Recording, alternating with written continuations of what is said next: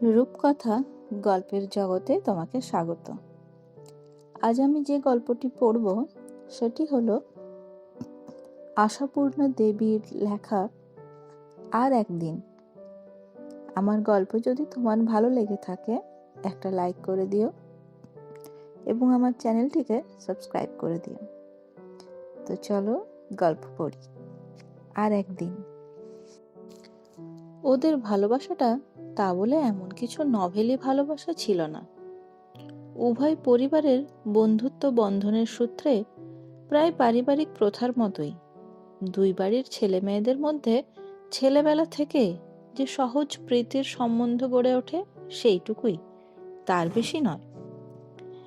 এদের ছেলেরা ওদের ছাদে ঘুড়ি ওড়াতে গেলে অথবা ওদের ছেলেরা এদের উঠোনে মার্বেল খেলতে এলে কেউই যেমন দোষের বলে গণ্য করতো না, তেমনি গণ্য করতো না এ বাড়ির অলকা ও বাড়ির অশোককে দুখানা রুমাল সেলাই করে দিলে, অথবা ও বাড়ির অশোক এ বাড়ির অলকাকে একখানা বই প্রেজেন্ট করলে। শুধু এইটুকু সুযোগের অবসরে যতটুকু আর যেমন ভালোবাসার সৃষ্টি হওয়া সম্ভব। উপহারের বইতে খিদের চাহিদা মেটে না। অশোকের ডিউটি ছিল যেন তেন প্রকারেণ অলকাকে বই যোগান দেওয়া, কিন্তু বইয়ের পোকাকে বই জুগিয়ে কুলিয়ে উঠতে কে পারবে?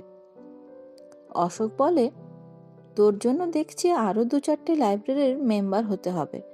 মাত্র 2টো লাইব্রেরির বইতে কুম্ভকর্ণের ক্ষুধা মেটা শক্ত। অলকা রেগে বলতো, কুম্ভকর্ণ টর্ণ যা খুশি বলবে না বলছি অশোকদা, তাহলে আর তোমার বাড়ি জন্মে আসবো না। অশোক হেসে বলতো, না এসে পারবি? কেন পারবো না? বাড়িতে কালীসিংহ মহাভারত আছে, তাই পড়বো বসে বসে। ভালো ভালো।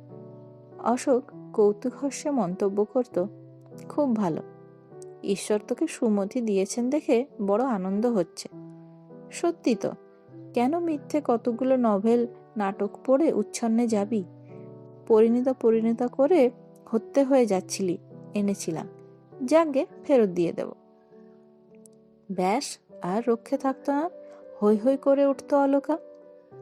ও মা গো, কি সাংঘাতিক ছেলে তুমি অশোকদা, এনে লুকিয়ে রেখেছ বলে বাড়াবাড়ি রকমের কাড়াকাড়ি শুরু করে দিত একেবারে। সম্ভব অসম্ভব এমন সব জায়গা তছনছ করে খুঁজতো সে।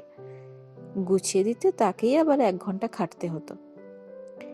এসব ঘটনা যে অভিভাবকদের অসাক্ষাতেই ঘটতো এমনও নয়, কারণ তারা এতে কৌতুক উপভোগ করা ছাড়া সন্দেহের কিছু দেখতেন না। অবশ্য অসাক্ষাতেও যে একেবারেই কিছুই ঘটানো হতো না তা নয়। ধরো সেই একদিনের কথা, বোধহয় সে একটা প্রথম বৈশাখের এলোমেলো বিকেল। অশোক শশব্যস্ত হয়ে এসে অলকার মাকে প্রশ্ন করে, অলকা কোথায় গেল মাসিমা? আহা, কালকে বেচারা অনেক খেটে খুঁটে 1 গাদা বইয়ের এক লিস্ট করে দিয়ে এলো আমায়, আর আমি সেটা, বুঝলেন মাসিমা, সোজা পকেট শুদ্ধ ধোপার বাড়ি। উফ, শুনলে যা হাত পা আঁচড়াবে। গেল কোথায়? অলকর মা আক্ষেপের স্বরে উত্তর দেন, আর কোথায়, বিকেল হলে কি আর মেয়ের টিকি দেখবার জো থাকে, সেই ছাদে উঠে বসে আছে। অশোক বলে, ছাদে এখন কে যাবে বাবা, থাক, ওর বই আর আসছে না, রেগে মরবে আর কি। অলকা, এই অলকা। বলা বাহুল্য অলকার কান অব্দি পৌঁছায় না সে ডাক। অশোক বলে, তা এই সময় ছাদে উঠে বসে থাকবারই ওর দরকারটাই বা কি? এই রান্না টান্না তরি তরকারি কাটা সব আপনাকে একা করতে হয়তো, কাজ টাজ কিছু শেখান মেয়েকে। কাজ করবে অলকা, তাহলেই হয়েছে। সে সম্ভাবনাকে নস্যাৎ করে দিয়ে মেয়েকে ডাকাডাকি করেন অলকার মা। আও মুখ পড়া মেয়ে, নাম না ছাদ থেকে, এই অশোক এসে দাঁড়িয়ে রয়েছে। কি লিস্টি ফিস্টি দিয়ে যাবি, যা না অলকা, কালা হয়ে বসে আছিস নাকি? অশোক বলে, আহা, ওরও দোষ নেই মাসিমা, ঠেলে 30-40 বইয়ের নাম লিখে দিয়ে দিব্যি নিশ্চিন্তে আছে। মনে জানে আসতে যা দেরি, দিনে দুখানা করে বই গেলে যে কি করে? অলকার মা বলেন, যোগান পেলে আর গিলবে না কেন? তোকেও যেমন ভূতে পেয়েছে বাবা। বলি, ও অলকা, তোর ছাদের টঙে উঠে নিশ্চিন্তি হয়ে বসে থাকা বার করছি আমি। অশোক বলে, আপনার ও ক্ষীণ কণ্ঠ 3 তলা অবধি পৌঁছাবে না মাসিমা, বৃথা চেষ্টা। বিনুনি ধরে টানবার জন্যই অগত্যা উঠতে হয় ওকে ছাতে। অলকা অপ্রত্যাশিত খুশিতে চমকে গিয়ে বলে, ও মা, এ কি, তুমি হঠাৎ ছাতে এলে? কি করব? অশোক গম্ভীরভাবে বলে, আমাকে যে ভূতে পেয়েছে। অলকা বলে, ও আবার কি কথা, যা তা বলছো কেন? মাসিমা তো তাই বললেন। ঠিকই বলেছেন, বুদ্ধি আছে, দৃষ্টি আছে, তাই বলেছেন। তবে হিসেবে একটু ভুল করে ফেলেছেন, ভূত নয়, পেতনি। যা, বলে চঞ্চল হয়ে উঠে দাঁড়ায় অলকা। এই নিতান্ত সহজ সামান্য পরিহাসেও কেমন যেন ভয় ভয় করে ওর। অশোকের মুখের কথার সঙ্গে চোখও যে কথা কইতে চাইছে। চোখের ভাষাকে বড্ড ভয়। ও সামান্যকে একদণ্ডে অসামান্য করে তুলতে পারে, তাই না চোখকে এড়াতে অকারণ এত মুখের কথা সৃষ্টি করা? কথাই হচ্ছে আশ্রয়। তা ভয় অশোকেরও ছিল বই কি, তা নইলে অমন বলি বলি চোখ কিছু না বলেই থেমে থাকে। ছাদে মাদুর পেতে বসে আর কিছু নয়, বইই পড়ছিল অলকা। হঠাৎ উঠে দাঁড়াতেই কোল থেকে পড়ে গেল বইটা, রবীন্দ্রনাথের চয়নিকা। কি পড়া হচ্ছিল কি? ইস, কাব্যি! কুড়ে নিয়ে মাঝখান থেকে একটা কবিতা খুলে ধরে অবজ্ঞার সুরে বলে, পড়লেই হয় না শুধু বোকার মতো, মানে বুঝতে পারিস কিছু? কেন পারবো না, খুব পারি। ভগবান একা তোমাকেই সব বুদ্ধিগুলো দিয়েছেন নাকি? আমার তো তাই ধারণা। পারিস যদি তো পড়েটা পড়ে মানে বল দেখি, কেমন বোধশক্তি। খোলা পাতার দিকে চেয়ে অলকার মুখটা লাল হয়ে ওঠে। কথা বলার শক্তি বড় বিশেষ থাকে না।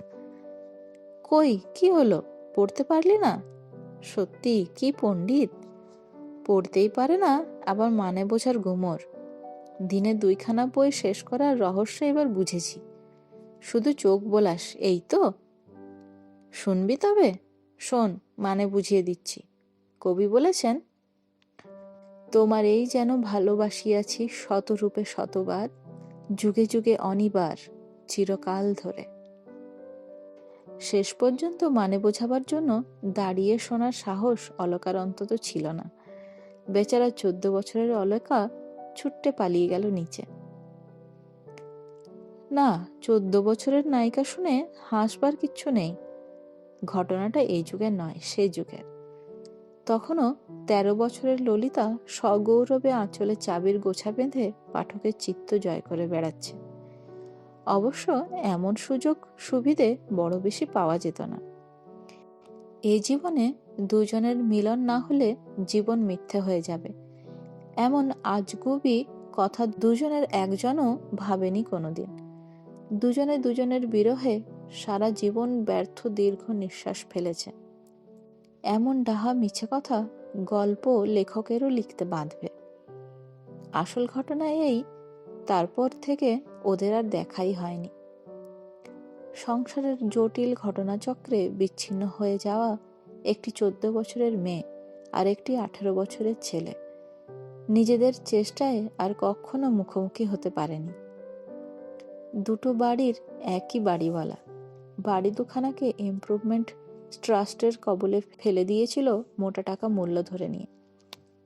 2 ভাড়াটে ছিটকে চলে গিয়েছিল শহরের সম্পূর্ণ 2 প্রান্তে। অশোকের খবর আর রাখি না, অলকাকে জানি। ওর বাবা উঠে এসেছিলেন খিদিরপুরের ডাকের কাছাকাছি একটা ছোট্ট বাড়িতে। সেখানে এসে কপাল খুলে গেল ভদ্রলোকের। জলের দরে নাকি কিনে ফেললেন এক জলে ডোবা জাহাজ। শেষ পর্যন্ত জলেই জল বাঁধল। বাড়ি করলেন, গাড়ি করলেন, মেয়ের ঘটা করে বিয়ে দিলেন। বিয়ের রাত্রে ওরা এলো দমদম থেকে নেমন্ত্রণ খেতে। শুধু অশোকের আশা হলো না। তার তখন নাকি সামনে বিয়ে এক্সামিন। নেমন্ত্রণ খাওয়ার মতো বাজে কাজে সময় নষ্ট করবার সময় কোথায়? 24 ঘন্টাই তো পড়ছে ঘরে খিল দিয়ে। বিয়ের দিন নিশ্চয়ই অশোকদার সঙ্গে দেখা হবে। এমনি একটা সহজ আশার আলোয় মনের আকাশ উজ্জ্বল হয়েছিল অলকার বিয়ের দিন পর্যন্ত। অশোকদার সঙ্গে দেখা হলো না। এই নিরাশ্বের মেঘ নিয়ে দাম্পত্য জীবনের শুরু। সুন্দর স্বভাব স্বামী, স্নেহে প্রেমে ক্ষমায় মহান, হাসি খুশি চঞ্চল। সদ্যোন্বেষিত কিশোরী হৃদয় দ্বিধাগ্রস্ত হবার অবকাশই পেল না। সুখে সৌভাগ্যে আলোকিত হয়ে উঠল সে জীবন। শুধু নীল আকাশের কোণে একখণ্ড হালকা মেঘের মতো লেগে রইল ওই নৈরাশ্যের মেঘটুকু। বছরের পর বছর কাটে। কৈশোর ভরে ওঠে যৌবনের উজ্জ্বলতায়। যৌবন শান্ত হয়ে আসে অনিবার্য পরিণতির গাম্ভীর্যে। আজকের 40 বছরের বিজ্ঞ অলকার মধ্যে 14 বছরের সেই বুদ্ধিহীন মেয়েটাকে আবিষ্কার করতে যাওয়া পাগলামি। ওর নামটা যে অলকা, এ কথা আর সহজে মনে পড়ে না। ওর নিজেরও নয়। নামের দরকারই বা কবে পড়েছে? তবু রয়ে গেছে একটা হাস্যকর পাগলামি, দীর্ঘকালের অর্থহীন অভ্যাস। সময়ে অসময়ে অকারণে একবার মনে করা, আর দেখা হলো না। কিন্তু এও এক অদ্ভুত। ভাবলে কি যে আশ্চর্য লাগে অলকার। এই সুদীর্ঘকালের মধ্যে দৈবাৎ কখনো কোনোদিনও কি দেখা হয়ে যেতে নেই? ভাষা জগতে তাহলে অপ্রত্যাশিত আকস্মিক সহসা এইসব শব্দগুলো আছে কেন? সহসা দেখা হয়েও কি যায় না কারোর সঙ্গে? বহুদিনের অদেখা, পরিচিত, স্বল্প পরিচিত, বাঞ্ছিত অবাঞ্ছিত কত লোকের সঙ্গেই তো দেখা হয়ে যায় যখন তখন। পথে ঘাটে, ট্রামে, বাসে, সিনেমার বারোয়ারি তলায়, দোকানে, স্টেশনে, দেশে বিদেশে।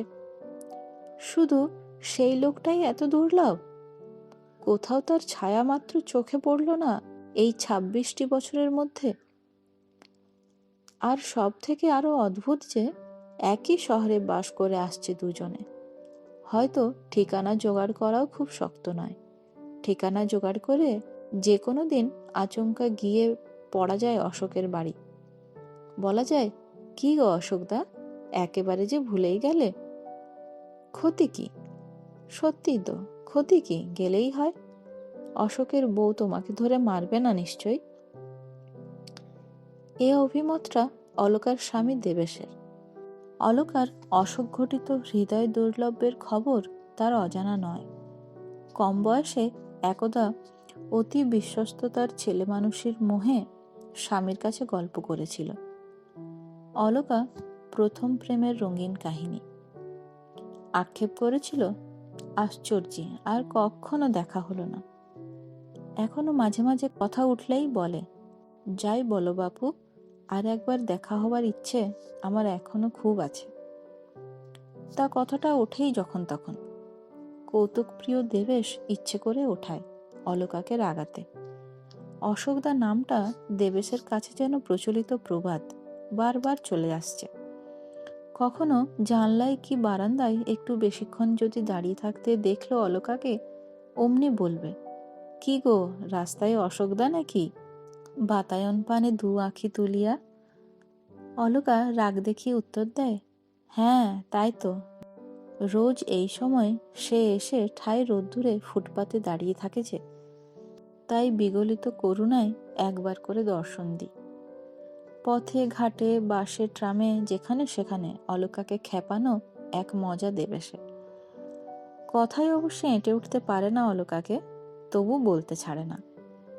ওদের এই স্বচ্ছন্দ দাম্পত্য জীবনের মধ্যে অশোকেরও একটা স্থান আছে। বিশিষ্ট নয়, অপরিহার্যও নয়, তবু আছে। ভাতের সঙ্গে থালার আগায় নুনের মতো, পানের সঙ্গে ডিব্বের কানায় চুনের মতো। আছে শুধু আলাপ আলোচনার স্বাদে আর একটু আস্বাদ দিতে। যতটুকু প্রয়োজন তার বেশি খানিকটা ব্যবহার করে ফেলবার মতো স্পষ্টভাবে নেই। হয়তো ট্রামে চেপে যাচ্ছে অলকা আলিপুরের ননদের বাড়ি বেড়াতে, হয়তো ওদিকে গাড়ির ভিড় একটু পাতলা হয়ে গেছে। দেবেশ হঠাৎ বলে বসে, দেখো দেখো, ও পাশের ওই ভদ্রলোকটি তোমার অশোকদা নয় তো? সেই থেকে দেখছি হাঁ করে তাকিয়ে আছে তোমার দিকে। অলকা চমকে তাকায়, বুকের মধ্যে ছলাৎ করে ওঠা একটা আশার ঢেউ। তারপর মুখ ফিরিয়ে নিয়ে ভ্রু কুঁচকে বলে, কথাবার্তায় একটু সভ্য হতে শেখো দেখি। বেশ, মজা মন্দ নয়। আমি হলাম অসভ্য, আর ওই ব্যক্তিটি যে সেই স্টক তোমার মুখ থেকে চোখ সরাতে পারছে না, তার কি? আমি ভাবলাম হয়তো বা তোমার সে, তা নইলে কেন এমন করে চেয়ে থাকবে? অশোকা হাসি চাপা মুখ গম্ভীর করে বলে, আমি পথে বেরোলে হাঁ করে চেয়ে থাকা ছাড়া উপায় থাকে না যে লোকের। সভ্যতা বজায় রাখে কি করে? তা বলে আমার সে অমন নয়।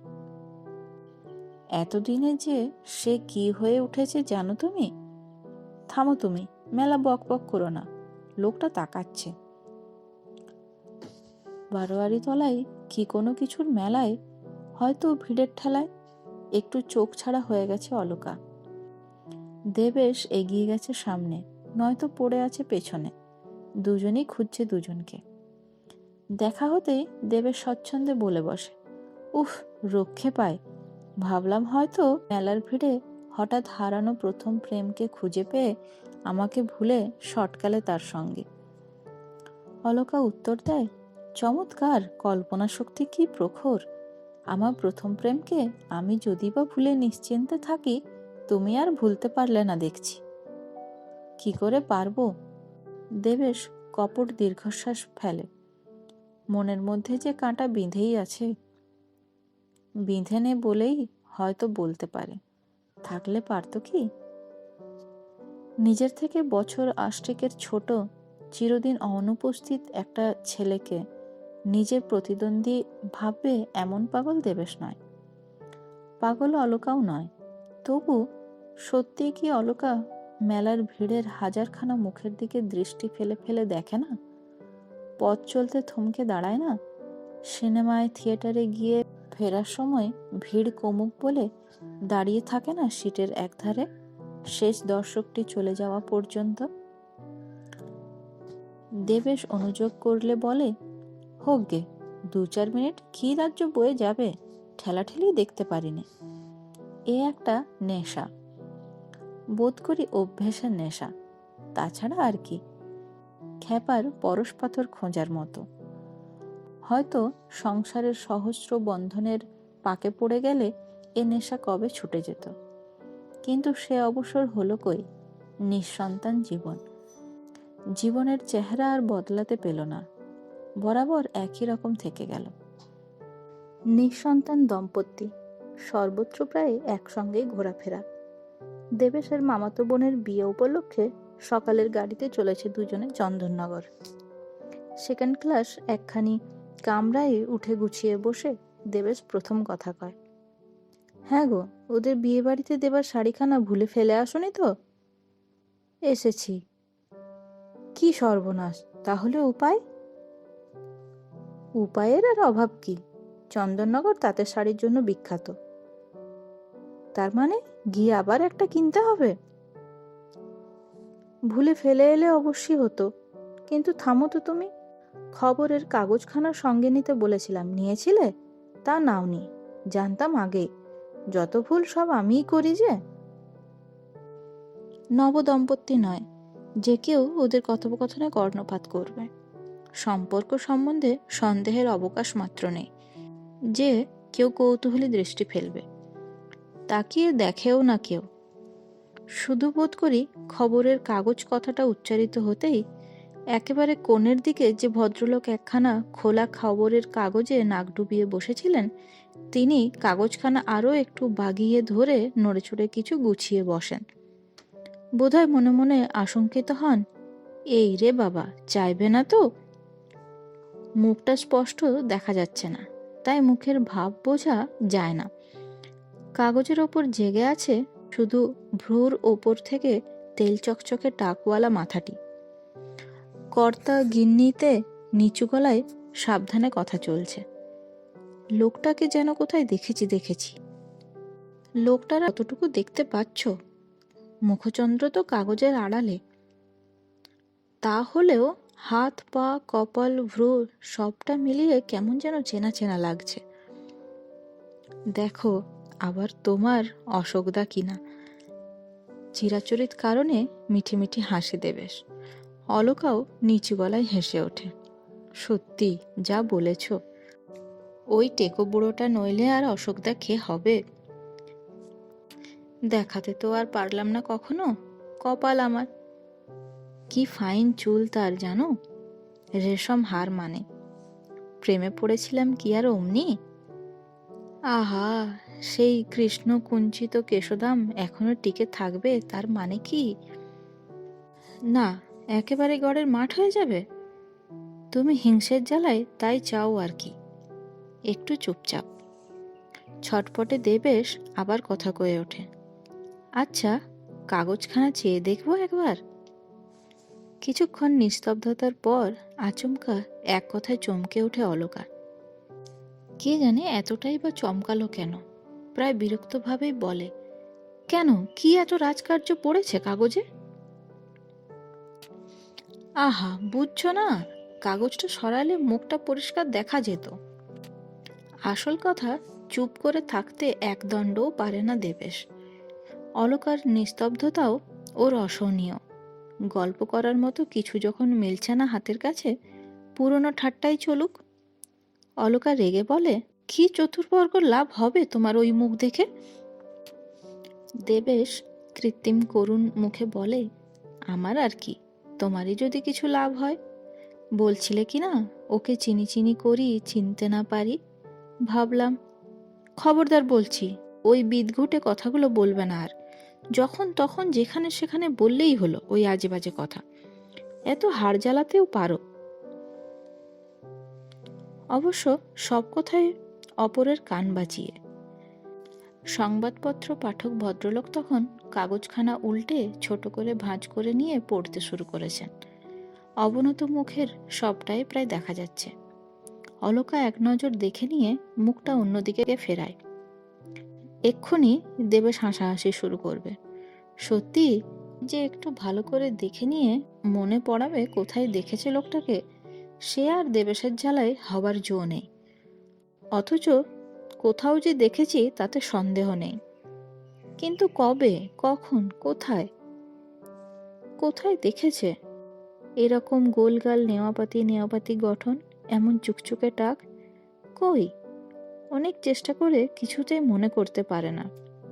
তবু মনে খটকা থেকে যায়। ভ্রুর ওপর দিকে ফর্সা কপালে কালো কুচকুচে ওই তিলটা কেমন যেন পরিচিত নয়। ওরকম আর কার দেখেছে, কবে? দেবেশের আবার উস্কুস শুরু হয়। পানের কৌটোটা এসেছে তো? নিজের পকেটে হাত দিয়ে দেখো। জর্দাটা? জানি না, নিজের জিনিস নিজে ঠিক করে আনতে পারো না? উফ, একেবারে যেন মিলিটারি। হলো কি? দেখো, তুমি আমার কথা শুনলে না। ওই ভদ্রলোকের সুটকেসে কিন্তু লেখা রয়েছে এ মুখার্জি। মুখার্জি? অলকা একবার সামান্যতম চমকায়, তারপর গম্ভীরভাবে আউড়ে যায়। অজিত, অমল, অবনী, অসিত, অপূর্ব, অনিমেষ, অখেদ্য, অগা, অর্থাৎ কিনা এতগুলো নামের মধ্যে যে কোনো একটা নামের অধিকারী যে কোনো মুখার্জি পরিবারে জন্মালেই সুটকেসে এই মুখার্জি লিখে সঙ্গে নিয়ে বেড়াতে পারে। গাড়ি শিবরামপুরের কাছ বরাবর আসতেই বহু আলোচিত ভদ্রলোকটি কাগজখানি পাঠ করে নিয়ে উঠে দাঁড়ান।